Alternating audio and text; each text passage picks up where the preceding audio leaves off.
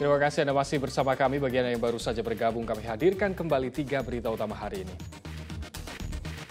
Hendak mengambil buah pepaya di kebun warga seberang Ulu 1 Palembang.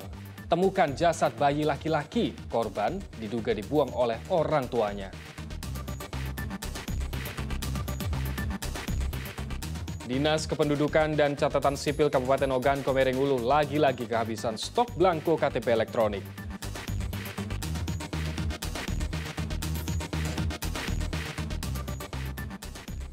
Jelang Tahun Baru Imlek 2023, toko aksesori Imlek diburu pembeli. Omset pedagang pun meningkat.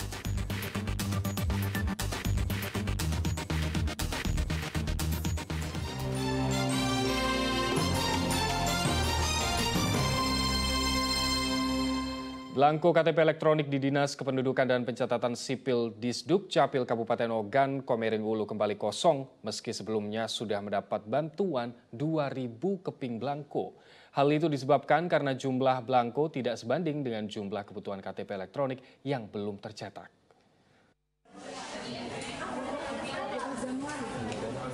Pekan kemarin, Dinas Kependudukan dan Pencatatan Sipil Disduk Capil Kabupaten Oku mendapat bantuan 2.000 keping belangko KTP elektronik. Meski demikian, saat ini stok belangko di Disduk Capil kembali kosong atau habis.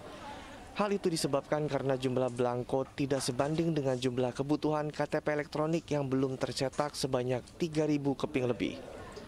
Akibatnya, warga untuk sementara tidak dapat mencetak KTP elektronik. Mau tidak mau, Disduk Capil kembali menerbitkan surat keterangan sebagai pengganti KTP elektronik. Di minggu belakang kemarin, kita dapat bantuan belangko cuma 2.000 keping. Kalau dibandingkan dengan kebutuhan kita untuk cetak yang sudah menjadi PR kita sebulan yang lewat itu masih kurang. Karena kita dalam hitungan kita itu lebih kurang 3.000-an lebih keping yang harus kita cetak, sementara kita dapat 2.000. Meski stok belangko KTP elektronik habis, perangkat desa dan warga diimbau untuk tetap melakukan perekaman KTP elektronik di sejumlah tempat yang telah ditentukan. Sementara untuk mengatasi kekosongan stok belangko KTP elektronik, pihak Disduk Capil Kabupaten Ogan Komering Ulu akan kembali mengajukan permintaan tambahan kepada Kementerian Dalam Negeri. Dedi Ruansyah melaporkan dari Kabupaten Ogan Komering Ulu. Pemerintah daerah bersama Bulog Kabupaten Ogan Komering Ulu menggelar operasi pasar di Taman Kota Batu Raja. Warga rela berdesakan demi mendapatkan paket beras dengan harga lebih murah dari harga di pasaran. Dalam waktu singkat, paket beras pun ludes terjual.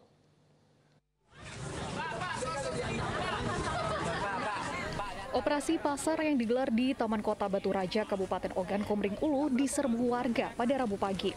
Warga membeli paket berisikan 1 karung beras ukuran 5 kg dan 1 kg tepung seharga Rp57.000.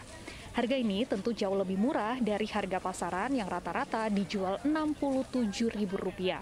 Operasi pasar ini bertujuan untuk menstabilkan harga beras yang kian mahal dijual di pasaran. Agar harga beras tidak terus melonjak, pemerintah daerah bersama Bulog cabang Ogan Komering Ulu menggelontorkan sebanyak 1,5 ton per hari beras medium. Diharapkan operasi pasar ini dapat membantu masyarakat mengkonsumsi beras dengan harga yang lebih terjangkau.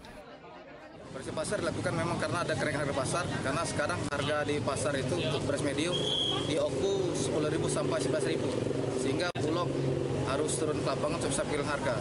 Karena selama ini kita sudah melakukan di jaring kita seperti di pasar ataupun di rumah pangan kita. Cuman yang untuk di lapangan memang harus kita lebih menyentuh ke masyarakat.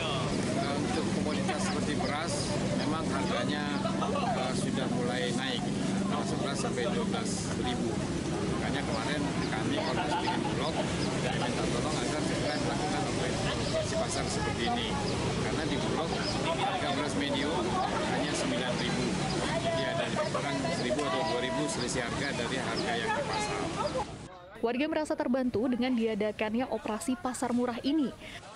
Ini pada bapak-bapak yang mengurus ini, kami masyarakat kecil ini bisa dibantu. Harapannya, Pak? Ya, ke depannya ada lagi lah. Selain di Taman Kota Batu Raja, masyarakat Kabupaten Ogan Komering Ulu juga dapat membeli beras murah di gudang dan kantor Bulog cabang Ogan Komering Ulu. Operasi pasar sendiri akan terus digelar Bulog setiap hari hingga harga beras kembali ke harga normal. Dedi Ruansyah melaporkan dari Kabupaten Ogan Komering Ulu.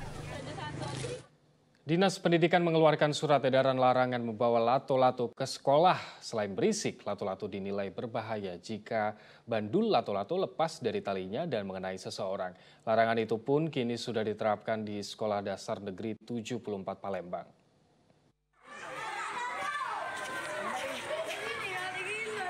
Demam lato-lato yang menyebar di beberapa daerah mulai meresahkan.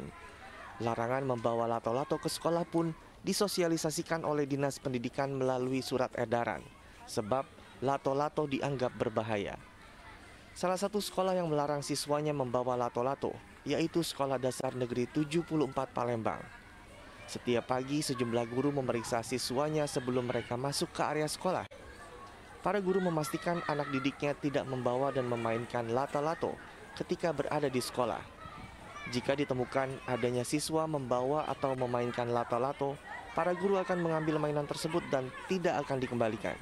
Untuk di SD Negeri 74 Palembang, sebelum surat edaran itu dikeluarkan, kami sudah menghimbau, yang pertama kami mengumumkan dulu kepada anak-anak kami bahwa barang siapa yang memainkan atau membawa alat lato-lato itu di sekolah, sehingga kami akan sidak dan akan kami ambil. Nah, tapi tidak kami kembalikan. Larangan membawa lato-lato ke sekolah rupanya disambut baik oleh siswa SD Negeri 74 Palembang. Lebih menarik karena lebih melindungi dari bahaya. Berarti kita mendukung ya? Iya. Oke.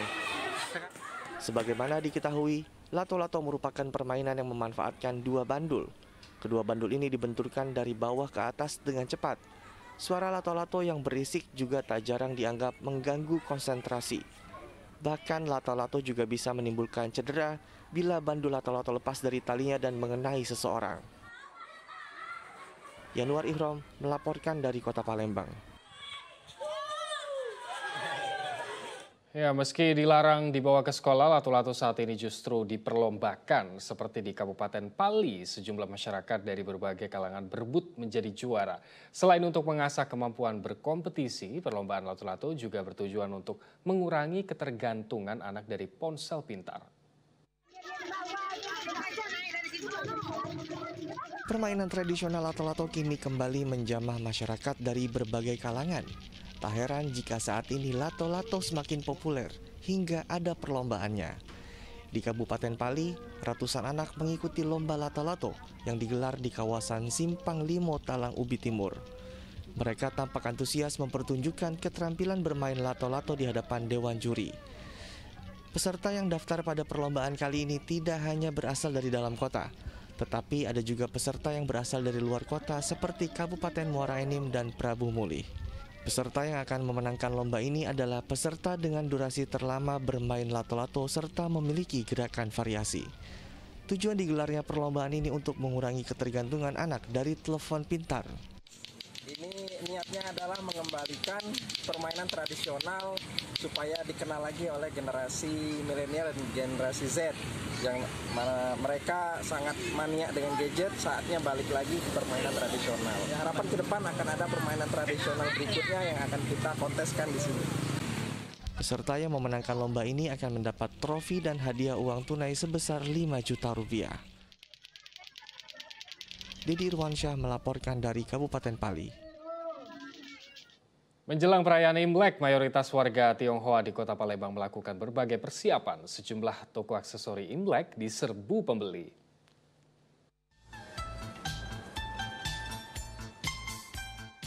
Mayoritas toko penjual keperluan Imlek di Palembang diserbu warga Tionghoa dalam sepekan terakhir. Mereka memburu pernak-pernik Imlek menjelang Tahun Baru Imlek yang jatuh pada 22 Januari mendatang.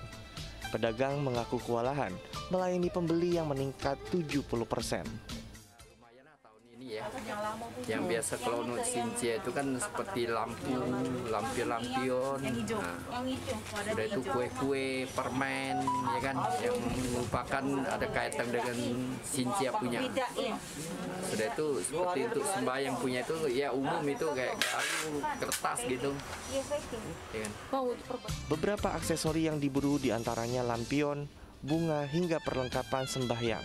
Sebagian warga Tionghoa juga membeli kue keranjang tradisi Imlek. Nyambut Imlek sih, Mbak. Apa yang dibeli, Mbak? Beli lilin sama garu. Harganya juga terjangkau, Mbak? Ya, memang harga pasarannya gitu sih. Setiap tahun perayaan Imlek di Kota Palembang selalu ramai diikuti warga Tionghoa yang berdomisili di luar negeri. Mereka sengaja kembali ke Palembang untuk sembahyang leluhur. Yanwar Ihrom melaporkan dari Kota Palembang. Laporan tersebut mengakhiri berita Palembang hari ini. Saya Ilham Ardiansyah. Terima kasih atas perhatian dan kebersamaan Anda. Selamat beraktivitas dan sampai jumpa.